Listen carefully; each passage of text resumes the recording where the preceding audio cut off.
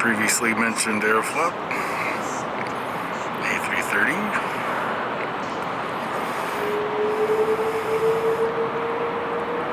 Without delay, I think he's off.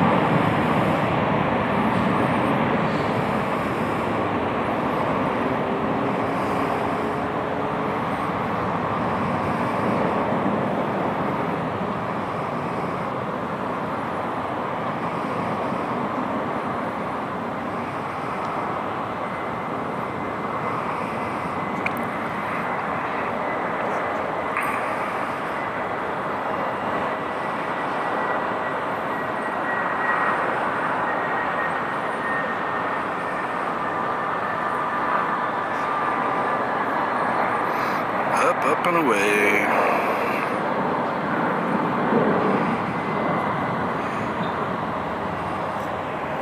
Thanks for watching. Please take a moment to click the subscribe button and hit that reminder bell to be notified of new content.